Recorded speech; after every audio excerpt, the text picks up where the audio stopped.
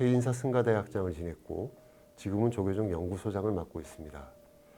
그런 깊은 지식을 바탕으로 집으로 가는 길은 어디서라도 멀지 않다, 아름다운 인생은 얼굴에 남는다 등의 베스트셀러를 펴냈고 2017년부터는 조선일보의 동어서화라는 문패로 종교인 에세이를 연재하고 계십니다.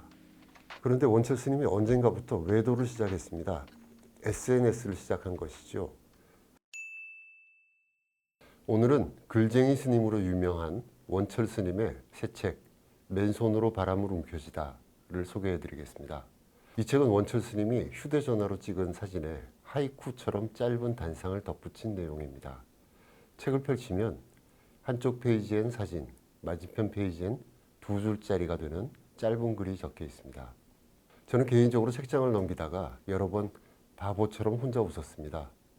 사소한 사물 하나도 놓치지 않고 그 가운데서 의미를 찾아내는 스님의 유머러스한 촉 때문이었습니다. 책 속으로 들어가 볼까요?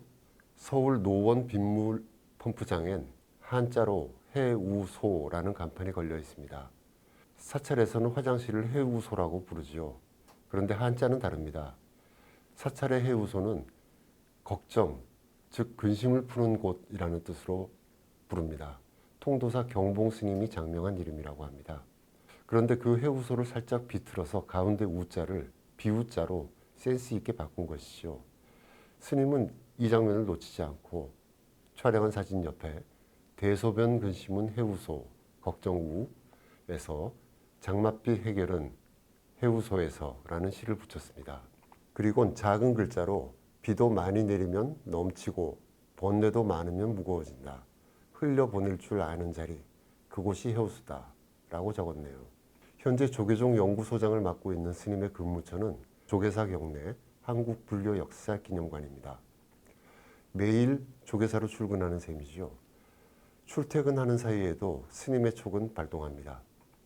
어느 겨울날 조계사 경내의 물확에 물이 꽁꽁 얼어붙어 있고 그 위에 눈꽃이 곱게 쌓였던 모양입니다.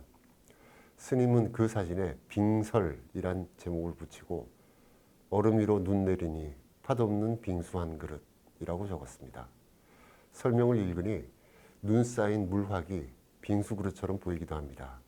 이 사진을 보곤 처음엔 서양화가 김환기 작품을 촬영한 줄 알았습니다. 화면 가득하게 푸른색 점이 촘촘히 보였거든요. 그런데 사진 아랫부분을 보니 친구는 내가 선택한 가족이다.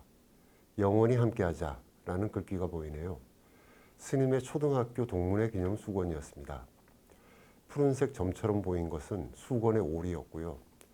스님은 눈길 멈춘 수건 한 장, 우리 친구 아이가 라고 적었습니다. 보다가 속된 말로 빵 터진 사진도 있습니다.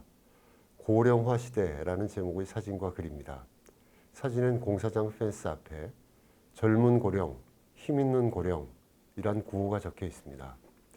경북 고령군 개경포 가는 길에 촬영한 사진입니다. 이 사진엔 고령읍을 대가야읍으로 바꾸었는데 또 고령을 수식하는 지역의 열혈구호라는 시가 붙었습니다.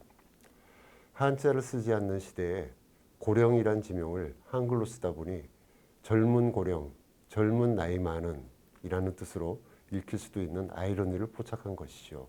수행자의 시선은 일상의 사소한 사물에서도 의미를 찾습니다. 샹그릴라라는 사진은 청주 마야사 정원의 이정표를 촬영했습니다. 사진 속에는 여러 방향으로 유토피아, 지상낙원, 엘도라도, 무릉도원, 샹그릴라 등이 적혀 있습니다. 상징적인 뜻이죠. 스님은 이 사진에 있는 자리에서 주인 되면 어디건 언제건 지상낙원이라고 적었습니다. 중국 사천성 아미산 만년사에서 촬영한 복자가 새겨진 비석사진엔 세상 모두가 복되도록 새해 기도로 복을 닦네라는 글을 적었습니다. 원철 스님 글의 매력은 불교 경전을 비롯한 한문서적에 대한 정통한 지식을 바탕으로 현대인들이 이해하기 쉬운 글을 쓴다는 점입니다. 종교 담당 기자들도 경전 구절이나 불교 고사에 대해서 막히면 스님께 묻곤 합니다. 그러면 요즘에 인공지능은 저리 가라 할 정도로 단숨에 해답이 쫙 나옵니다. 해인사 승가대학장을 지냈고 지금은 조계종 연구소장을 맡고 있습니다. 그런 깊은 지식을 바탕으로 집으로 가는 길은 어디서라도 멀지 않다, 아름다운 인생은 얼굴에 남는다 등의 베스트셀러를 펴냈고 2017년부터는 조선일보의 동어서화라는 문패로 종교인 에세이를 연재하고 계십니다. 그런데 원철 스님이 언젠가부터 외도를 시작했습니다. SNS를 시작한 것이죠. 스님은 평소 문자 메시지를 쓸 때에도 띄어쓰기가 없는 분입니다. 이번 책 제목을 예로 들자면 맨손으로 바람을 움켜쥐다 라고 다 붙여서 쓰는 식입니다. 메시지만 정확히 전달되면 된다는 뜻이 아닌가 짐작할 뿐입니다. 그런 스님이 어느 날 SNS에 휴대전화 사진에 하이쿠 같은 짧은 글을 붙여 올리기 시작했습니다. 스님을 아는 분들은 좀 놀라고 궁금하게 여겼죠. 이번 책 서문에 그 답이 있었습니다. 벌써 10년이 흘렀다.